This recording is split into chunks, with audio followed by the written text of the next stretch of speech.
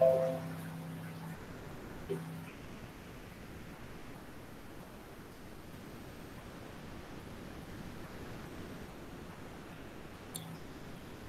very good afternoon to one and all.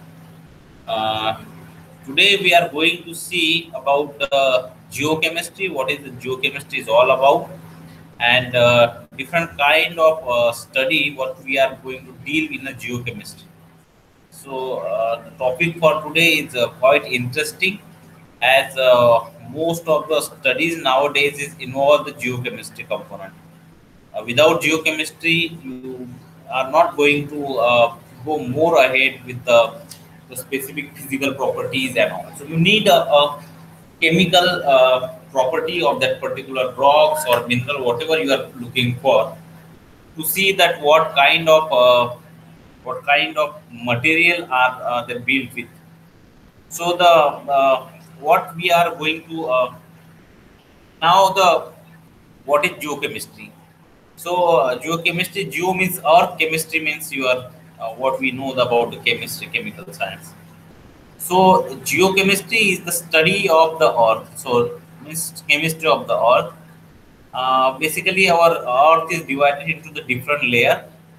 That layer is basically mental and core. We divided our earth into three different layers. That is a crust, mantle, and core. After the this dividation, we further also divided several component, like you have inner core, outer core, lower and upper mantle, and crust. And so crust is also having a Sial and Sima like structure. So basically you have a in earth also itself you have a different type of chemical composition built with. So for that purpose you should know about the geochemical composition of the earth. So what kind of strata you are looking for, what kind of strata you are looking for. So that is known as the geochemistry of the earth. So the geochemistry is the field of the geochemistry is the field of involve the study of the chemical composition of earth and other planets. The study of chemical composition of the earth and other planet is study under the geochemistry. The chemical process and reaction that govern the composition of rock, water, and soil. So the geochemistry is the study of the chemical composition of the earth and other planet. The chemical process and reaction that govern the composition of rock, water, and soil. The cycle of matter and an energy that transport the earth chemical component in time and space, and their interaction with the hydrosphere and atmosphere. So the what the geochemistry is basically involved the study of chemical composition of earth and other planet. So geochemistry is not only limited to the earth. The other planet like Mars and all the whatever the mission we are going to take in the various other planet, we are also going to see the what is the geochemistry of that particular planet. So the study of chemical composition of the earth and other planets is involved in geochemistry. The chemical process and reaction that govern the composition of rock, water, and soil.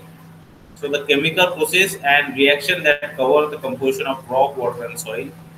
Then the cycle of matter and energy that transport the earth chemical component in time and space, and their interaction with the hydrosphere and the atmosphere.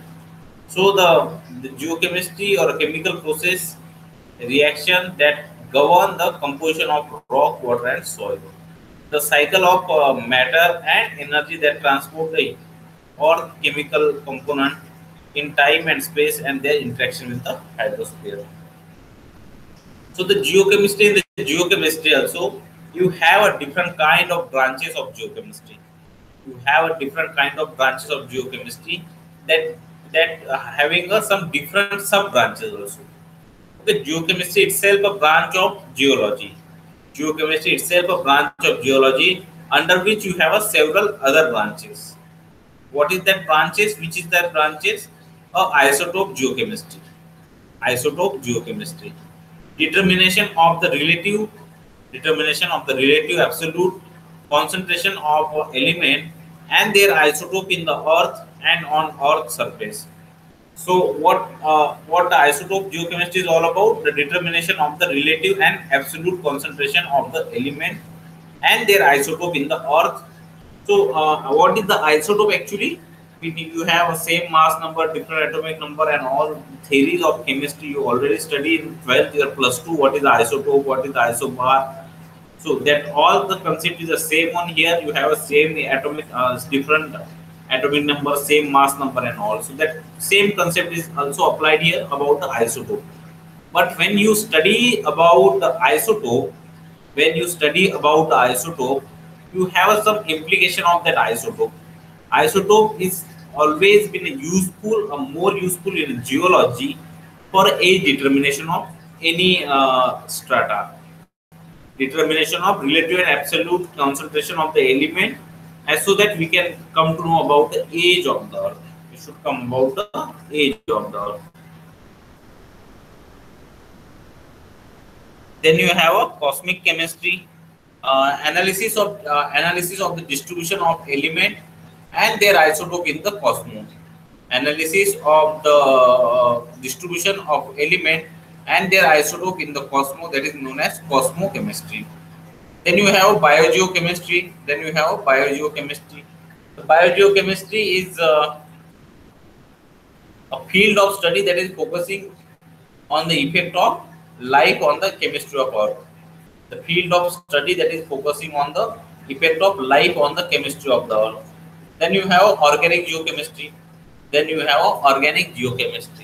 Organic geochemistry is a study of the role of process, and compound that are derived from the living on or once living organism. A biogeochemistry is a field of study focusing on the effect of life on the chemistry of the earth. So that is known as your biogeochemistry. Then you have organic geochemistry. So the organic geochemistry is the study of role of processes. And compound that are derived from the living or once living organism. So whatever the organically derived sediment, organically derived rock, organically derived any component which we study under this branch is known as the organic geochemistry. Then you have a water geochemistry. Water, you know that all. What is the water? Drinking water and all this water. So that water geochemistry is when we study this lake and all the river water and all, the element of this all, that is comes under the water geochemistry. Okay? So understanding the role of various element in the watershed comes under the water geochemistry. Then you have a regional environmental and exploration geochemistry.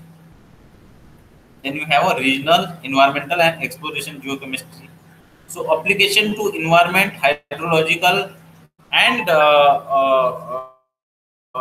application of environment, hydrological, and mineral exploration studies comes under the the exploration studies, or we can have a exploration geochemistry. Okay? So the geochemistry is the chemistry of earth. Geochemistry is the study of earth. So earth has been studied, the earth material. Geochemistry is the earth material and mineral of the rock. Okay. So that is known as your geochemistry. Then you have what the main focus of geochemistry is to. What is the main focus of geochemistry? To understand the principle governing the distribution, understand the principle of distribution of this one, and redistribution of element, ionic species, and isotope ratio in the earth material. So that we can interpret the formation of mineral assemblage. So So what we are going to interpret the formation of mineral assemblage, condition and processes. Condition and processes. Okay. So what the processes we have? A magnetic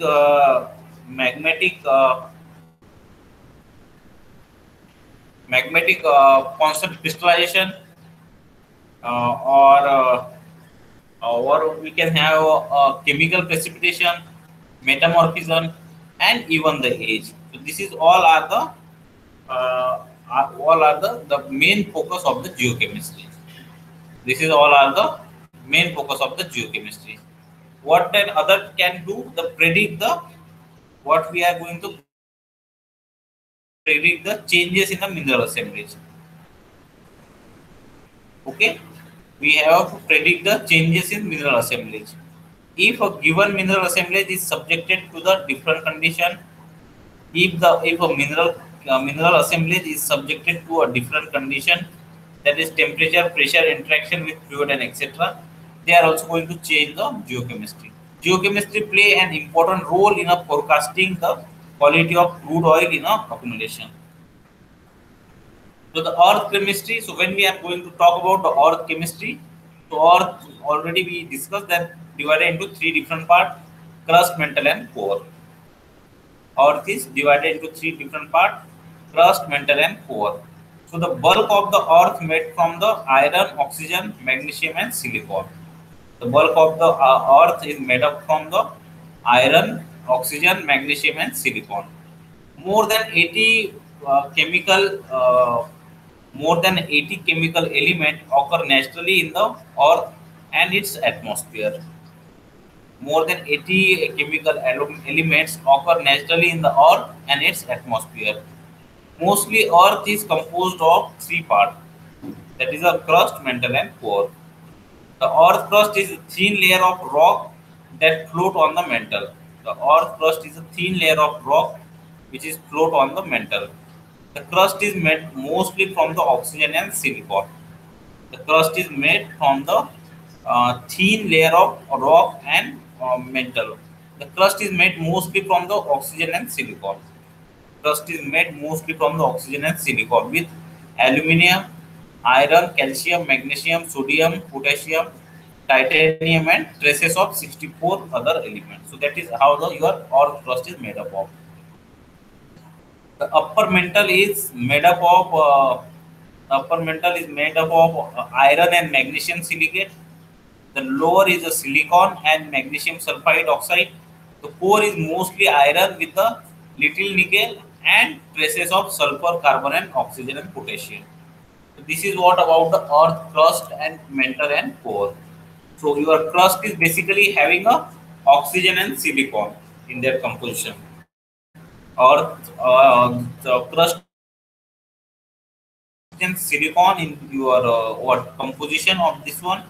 Then you have a mantle is made up from the iron and magnesium. The mantle is made up from the iron and magnesium silicate. The lower is the silicon and magnesium sulfide and oxides. The lower is the silicon and magnesium and sulfide and oxides. The core is mostly iron. Core is mostly iron with little nickel and traces of sulfur, carbon, oxygen, and potassium. So this is all about the crust, mantle, and core. So the rock cycle is all about what is the rock cycle, how it is going on. Igneous rock, which is converted to the sedimentary one, and then it is converted to the metamorphic rock. But in between, you have a processes. We already have one separate video on the rock cycle. You can refer that video. But here we can just take one brief about a very short introduction about how the rock cycle is nothing but the a cycling of the one rock type to the another to one. So your igneous rock get converted to the sedimentary rock by which process? Upliftment, weathering, then you form a sediment. The sediment get deposited and burial, and the lithified one. So that lithified rock is having a known as sedimentary rock. That lithified rock is known as sedimentary rock. Then you have a metamorphic rock. So metamorphic rock is converted by the heat converted by the heat and deformation. Metamorphic rock is converted by the heat and deformation. The metamorphic rock then again get having some heating and all these phenomena which converted the metamorphic rock into magma, into the magma. So this is a diagram which show the percentage of chemical element. This is the diagram which show the percentage of chemical element which makes up the rock. This is a diagram which show the percentage of the chemical element that make up the earth, which is make up the earth. So you have a lithosphere. Okay, so this is how the earth is all about. What is the composition of? If anybody asks you what is the composition of earth, you can have this diagram. This is the pie chart of the means type of pie chart. So you have iron, you have oxygen, magnesium, silicon, nickel, sulfur, calcium, aluminium, and other. So this is a element which is having a more than 0.5 percentage of the concentration in the earth. How the iron is having so much of percentage? Because in a core, basically in an inner core, you have a mostly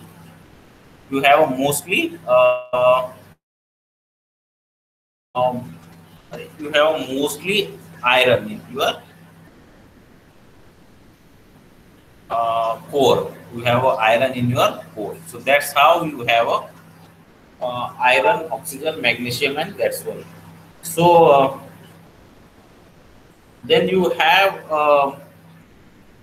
your earth, which is we already discussed about. So earth crust is a thin, hard outer shell of the rock. Under the crust, there is a deep layer of the hot, soft rock called the mantle. So earth crust is a thin, hard outer shell of the rock. The earth crust is a thin, hard outer shell of the rock, which under the crust there is a deep layer of the hot, soft rock called the mantle. The crust and the upper mantle can be divided into three layers according to their rigidity. The crust and mantle can be divided into three layers according to their rigidity. The lithosphere. The lithosphere is the upper rigid layer of the earth. The lithosphere is the upper rigid layer of the earth. It consists of the crust and the top of the mantle, and it is about 100 km thick. It is about 100 km thick. Second one is the asthenosphere. The asthenosphere is below the lithosphere is the earth mantle, which is hot, soft rock of the asthenosphere. The boundary between the lithosphere and the asthenosphere occur at a point where temperature climb above the 1300 degrees Celsius. So this is asthenosphere. So lithosphere is there, asthenosphere is there, and the mesosphere is there. So you have a asthenosphere, lithosphere, asthenosphere, and mesosphere. This is a three different layer of the earth. Beneath the mantle, there is a core of hot iron and nickel. The outer core is so hot that it is always molten. The inner core is always even hotter, up to 7,000 degrees Celsius, but it stays solid because the pressure is 6,000 degrees Celsius, 6,000 times greater than on the surface. So the inner core contains 1.7 of the earth mass. The outer core is 13.8 of the core. Mantle boundary is 3%. The lower mantle is 49%. This is how you can have a different percentage of the your iron and nickel. Iron and nickel. So our knowledge, the earth interior comes mainly from the studying how the earthquake waves move through the different kind of rocks. So our knowledge of the earth interiors only comes from the mainly from the studying how earthquake waves moves through the different kind of rock. Analysis of how earthquake waves are deflected reveal where the different material occur in the interior. S is a waves which is passed only through the mantle. Waves pass through the core as well. P waves passing through the core and deflected, leaving a shadow zone, which is leaving a shadow zone Or the speed of the earthquake waves reveal how dense rocky material are. Cold, hard rock transmits waves more quickly than the soft and hard rock. The geochemical classification of element. The geochemical classification of element. There are several trials. There are several trials to classify element on geochemical basis. Names such as siderophile, chalcophile, lithophile, hydrophile, thalastophile, atmophile, which are the commonly used to denote the particular geochemical affinity of element. What is the chemical affinity? The chemical affinity is the electronic property by which dissimilar chemical species are. So this is what your classification of element is based upon. So what is the geochemical affinity?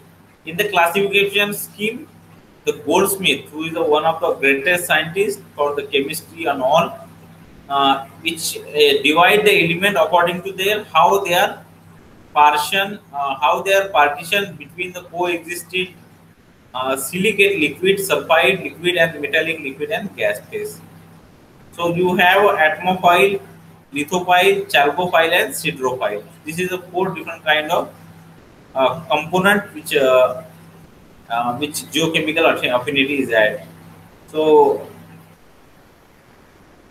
you have a silicate liquid. Obviously, you have a silica, alumina, and this all are the known as the lithophile.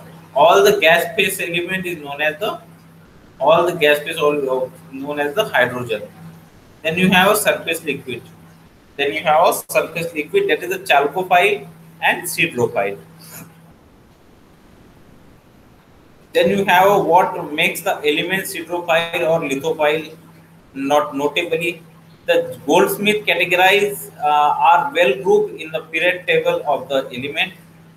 So the atmophile, siderophile, lithophile, these all are the different kind of element which we have present in this one. So lithophile elements mainly consist of the highly reactive element. Lithophile element mainly consist of highly reactive element metal of the S and F block. They also include a small number of reactive nomenclature and more radioactive metal of the D block such as titanium, zirconium, and vanadium. Then you have a siderophilic element. Siderophilic elements are the high density transmit metal which is tend to bond with the metallic iron in the solid or molten state. Then you have a chalcophile. Chalcophile is a element which are those metal and heavier non-metal that have low affinity for oxygen and prefer bond with the sulfur only. So atmospheric element, the atmospheric element are defined as those which found chiefly and exclusively in the form of gases. So whatever the gases we are found, that all are comes under the atmosphere.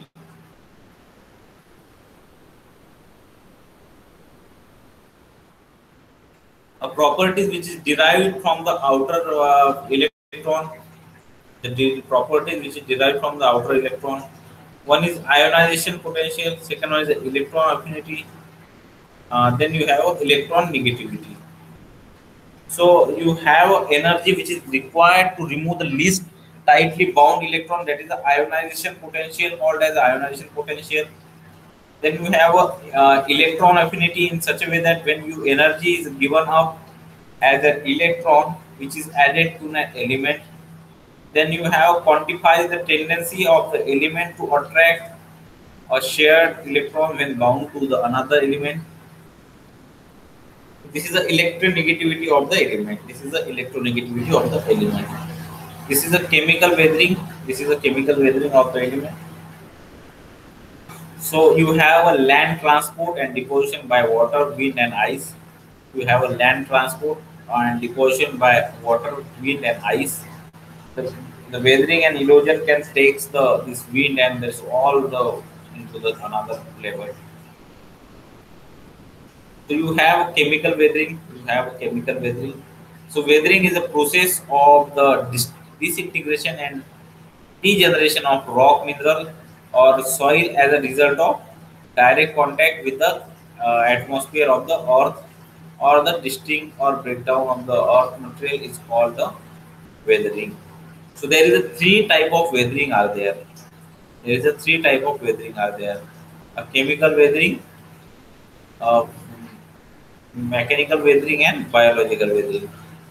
So while in the chemical weathering, there is a breakdown of a result of chemical reaction. Then you have mechanical weathering, no change in the chemical composition, just disintegration into the smaller pieces. Then you have biological weathering. Biological weathering, biological weathering can be both the chemical and mechanical in nature. So you have a different type of chemical weathering in it. Then you have a mineral breakdown. The mineral breakdown is a breakdown, the carbonate dissolve and all. Water is the main operator for this all the weathering. Also the acid. Then you have oxygen. When you have addition of oxygen to promote oxidation and organic activity. So these all are the your what we can say the operation of the chemical weathering. Then you have a hydration and hydrolysis. Then you have a hydration and hydrolysis. What is the hydration and what is the hydrolysis? Hydration is a attachment of water molecule to the crystallized structure of rock, causing expansion and weathering. Whereas the combination of hydrogen and oxygen in water with the rock to form a new substances. The factor which is influence the chemical weathering. What is the factor which is influence the chemical weathering?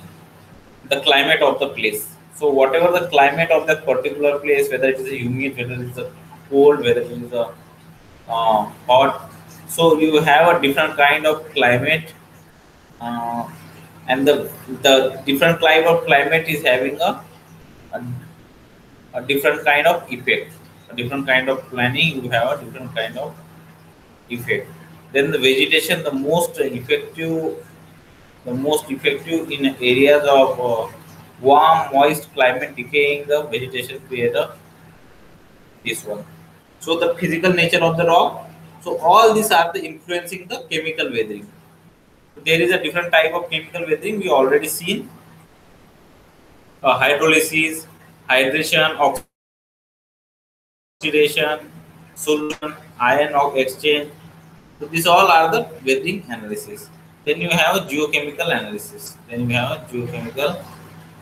So geochemistry is the study of composition. Geochemistry is the study of the component uh, of geological material and the behavior of the individual element during the geological process. A geochemical analysis is now to vital role in a tool in a most field of geological and environmental research. It is used for the example in studies of water, soil and air quality of formation of rock and mineral or fossilization mechanism. So some of the most recently, so geochemistry is the study of the composition of geological material, which is behavior of individual element, and the what when we are going to see how we are going to use the different kind of analysis. So you are going to see the geochemical analysis, which is a most important part for the geochemist. So geochemical analysis, geochemistry is the study of composition geological material. So in geochemistry, the study of composition of rock material and uh, so geochemical analysis is now the vital tool to most field of geological and environmental research. It is used, for example, in studies of water, soil, and air quality of the formation of rock and mineral. So, so the it is having analyzed by the different kind of instruments. So we have here EPMA and X-ray fluorescence. EPMA and X-ray fluorescence is the only two are remaining here.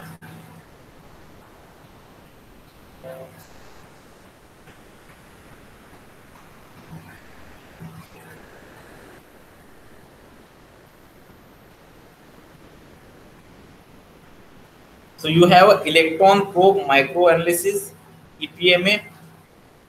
You have a microanalysis EPMA, and you have a X-ray fluorescence. So what these are, we are going to see. So what is the EPMA? EPMA is basically instrument. EPMA is basically an instrument which is non-destructive, which is a non-destructive technique for the analysis of polished and carbon-coated specimen of mineral, glasses and synthetic mineral. It can also be used to give the indication of element prepared in organic or unpublished, unquote. So these all are the EPMA about. So the specimens are introduced into the sample vacuum chamber, and these all are the known as the EPMA technique. So this instrument is calibrated, analyzing standard sample with known composition. Among the most useful composition, among the most so the most useful appreciation of EPMA is the study of subtle chemical zoning in the uh, this one. So zoning of this kind, which is often invisible, so zoning is required for the this one. Then second one is a X-ray fluorescence spectroscopy. That is also known as XRF. Many people are doing this for the mineral composition also, and this what we can say the different kind of analysis what we are going to see. So XRF, that is a X-ray fluorescence. XRF is a X-ray fluorescence is a routine technique for determination of major element and the many trace element in the rock. It concentration from the its concentration is from the what we can say the so the sample are usually prepared as a glass disc and a major element analysis by fusing the sample power and with the known parameter of a commercially uh, available flux. So other trace powder and this all are get through primary X-ray. So this is what the mechanism of X-ray. The concentration of element is determined the comparing the intensity of various preparation. You so the interpretation of geochemical data, how you are going to interpret the geochemical data. The data for major element are generally so the importance of considering those analysis, uncertainty, practical, all are the important one. Some of the most common source of the uncertainty are the sample contamination, incomplete sample. So so you have a interpretation of this geochemical data, which is derived from the your XRF and XRD study in all. So the extent of this problem is being limited to the time of analysis by taking a what we can say what we are going to see. They are, however, impossible to eliminate completely, and indication of analytical uncertainty should therefore be reported with the data. So, so the uncertainty can be estimated. Uncertainty can be estimated from the regular analysis of references, material, and to held in interpretation data. We often import the into graph and all. So this is all about how the geochemical data has been uh, geochemical data has been analyzed and used for a different purposes. So that is a main motto behind this lecture. So we just overview the what PPT we are from what PPT we are going to study, maybe the this one. So the Earth is divided into the three different parts: lithosphere, astrosphere, and the mythosphere, mesosphere. So the sediment which is going to the deposit and burial, sediment which is deposited and burial into the this rock cycle. So rock cycle is nothing but a cyclicity of the when one rock get converted to the another get converted to the one. This is what your rock cycle is there. Then you have more highest what the gravitational pull is taking up from in the earth surface, that is all are the mostly the granite. Granite is far so granite so your what percentage of the chemical element, percentage of the chemical element, iron and oxygen. So iron is basically formed in a core and that contributes a many more percentage. Then you have earth, we already seen the earth. Then we have a geochemical in a geochemical chemical with the geochemical chemical classification of the element are also be seen. Then geochemical affinity, which mineral, which element get of take one element from the other. So to avoid this one, we are just going to having a Google. So so the this is the geochemical affinity of the material. This is the geochemical affinity of the any what we can say the any things you cannot be done. So what makes the elements hydrophile, lithophile, notably the Goldsmith is categorized well. Nobody, nobody the Goldsmith categorization are well ground group in the periodic table of the element. So you have amphiboly, lithophiles, and this all. So you have this hydrophile and atmosphere and lithophile and chalcopyrite, chalcophyllite. This is all about the different kind of element we have.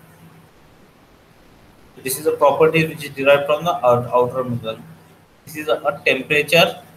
This is a temperature and so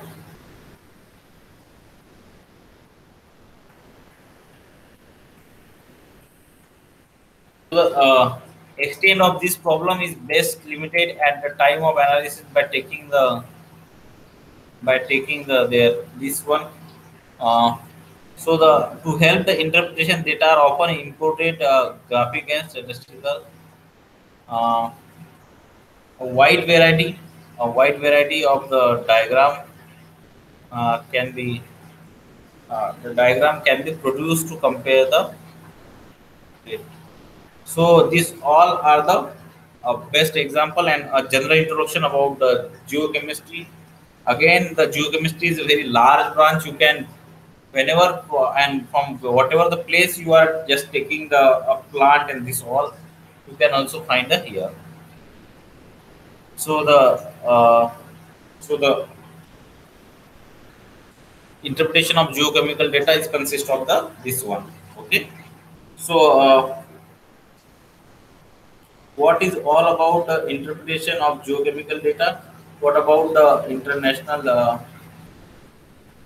Uh, this all are the geochemistry. Now, what is the application of geochemistry?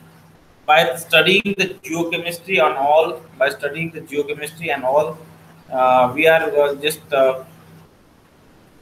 so interpretation of this geochemical data is very uh, much that they so the geochemical data is comparatively a very important data for to know about the what is the what is the composition of subsurface. You cannot go there. You cannot go there. So you need to take in such a way that so the extent of the problem is the best fitted limited and the time of analysis by taking necessary precaution and through discuss with the experience bond laboratory. They are, however, impossible to claim. Impossible to claim on what we can say the.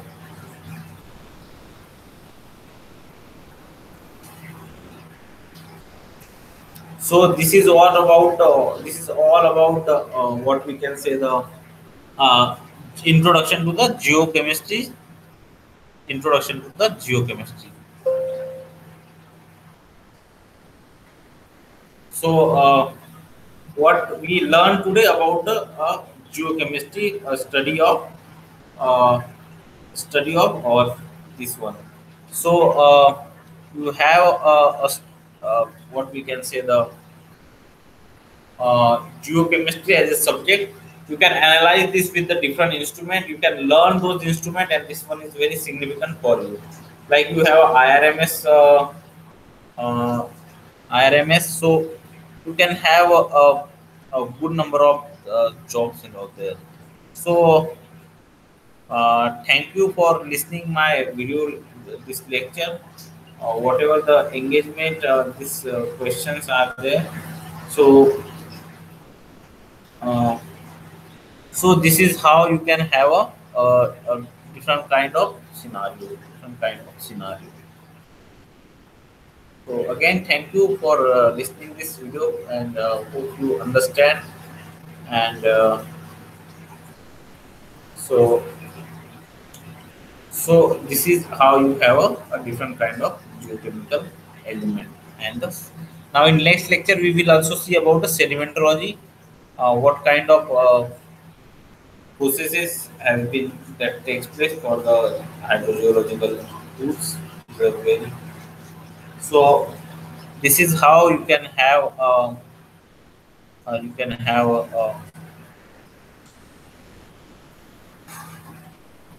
so this is a part of your geochemistry and sedimentology paper. So we just taken a brief history about what kind of pressure is, what kind of this all are all about. So now I'm going to close this session. Thank you for listening this. Hope you understand, and hope you also should like share of the uh, what we can say the